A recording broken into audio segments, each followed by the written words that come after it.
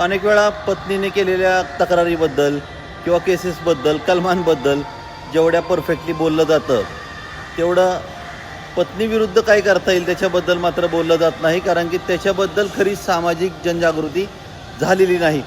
मग त्यासाठी आम्ही कुठेतरी कमी पडलो आहे असं म्हटलं तरी हरकत नाही. कारण 498 कलम, आत्ताचं बदललेलं कलम 85 लोकांना पाठवायला लागलं. परंतु जर पत्नीने तुमच्या आईला त्रास दिला असेल तर त्याच्याबद्दल शिवीगाळ केली असेल, धक्काबुक्की केली असेल, काय केली असेल, जे तुमचं म्हणणं असेल त्याच्याबद्दल मात्र तक्रार करायचं देखील तुम्हाला माहिती नाही.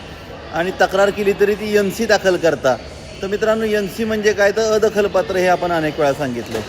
परंतु जर तुमचे आईवडील जर 60च्या वरती असतील, ज्येष्ठ नागरिक असतील तर त्यांना केलेली धक्काबुक्की किंवा शिवीगाळ ही FIR बनते, कारण की ते दखलपात्र आहे ज्येष्ठ नागरिक कायद्याअंतर्गत. त्यामुळे ती तक्रार दाखल करायला विसरू नका.